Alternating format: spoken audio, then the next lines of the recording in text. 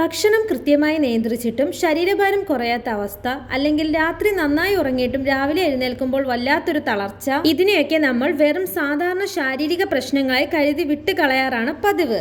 എന്നാൽ നമ്മുടെ ശരീരത്തിന്റെ ആകെ മെറ്റബോളിസത്തെയും ഊർജത്തെയും നിയന്ത്രിക്കുന്നതിൽ പ്രധാന പങ്ക് വഹിക്കുന്ന ഒന്നാണ് തൈറോയിഡ്.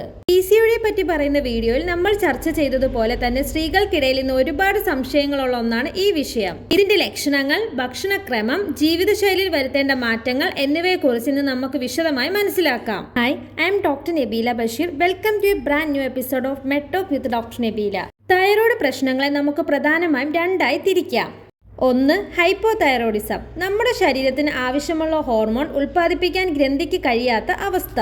ഇതിന്റെ ഫലമായി ശരീരത്തിൽ വണ്ണം കൂടുക, അമിതമായ ക്ഷീണം, വിഷാദം എന്നിവയൊക്കെയാണ് ഇതിന്റെ പ്രധാന ലക്ഷണങ്ങൾ. രണ്ടാമത്തേത് ഹൈപ്പർ തൈറോയിഡിസം. ഇവിടെ ഗ്രന്ഥി അമിതമായ ഹോർമോൺ ഉൽപ്പാദിപ്പിക്കുന്നു. ഇതിന്റെ ഫലമായി ശരീരം വല്ലാതെ വേഗത്തിലാവുകയും പെട്ടെന്ന് വണ്ണം കുറയുക, കൈവിറയല്, അമിതമായ ചൂട് അനുഭവപ്പെടുക എന്നിവ സംഭവിക്കുകയും ചെയ്യുന്നു. ഈ രണ്ട് അവസ്ഥകളും തിരിച്ചറിയേണ്ടത് ചികിത്സയിൽ വളരെ പ്രധാനമാണ്. ഈ കാര്യം പറയുമ്പോൾ എൻ്റെ ക്ലിനിക്കിൽ വന്നൊരു പേഷ്യന്റ് എനിക്ക് ഓർമ്മ വരികയാണ്.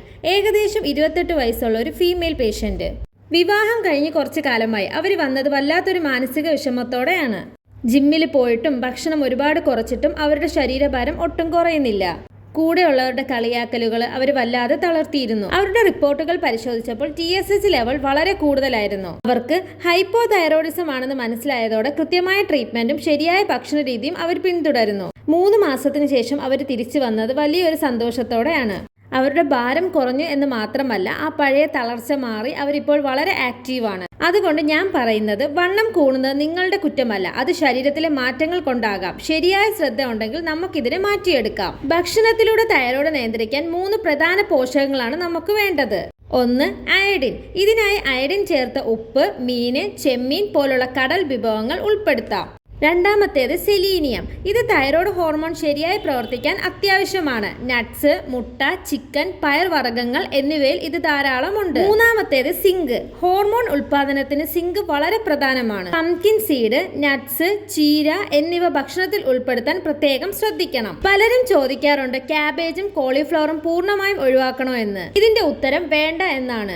പക്ഷേ ഇവയൊന്നും പച്ചയ്ക്ക് കഴിക്കരുത്. നന്നായി വേവിച്ചു കഴിഞ്ഞാൽ ഇതിലെ പ്രശ്നകാരിയായ ഘടകങ്ങൾ ഇല്ലാതാകും. അതുകൊണ്ട് വേവിച്ച ക്യാബേജും ബ്രോക്കോളിയും ഒക്കെ മിതമായ അളവിൽ ഉപയോഗിക്കാം. പക്ഷേ പഞ്ചസാര, അമിതമായ മധുര പലഹാരങ്ങളും സോയ ഉൽപ്പന്നങ്ങളും പ്രോസസ് ചെയ്ത ഭക്ഷണങ്ങളും ഒഴിവാക്കുന്നത് നിങ്ങളുടെ മെറ്റബോളിസം മെച്ചപ്പെടുത്താൻ സഹായിക്കും. പാക്കറ്റ് ഫുഡുകൾ പരമാവധി ഒഴിവാക്കുക. സ്ത്രീകളിൽ തൈറോയ്ഡ് വില്ലനാകുന്നത് പലപ്പോഴും ഗർഭധാരണ സമയത്താണ്. ചിലർക്ക് ഗർഭം ധരിക്കാൻ തടസ്സമാകുന്നത് തൈറോയ്ഡ് പ്രശ്നങ്ങൾ കൊണ്ടായിരിക്കും.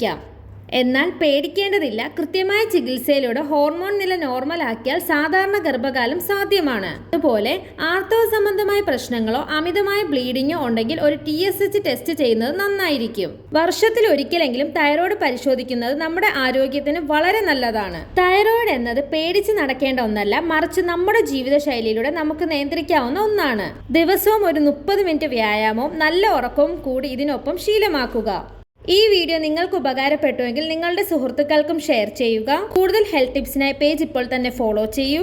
അടുത്ത വീഡിയോയിൽ കാണാം. Thank you. Stay healthy.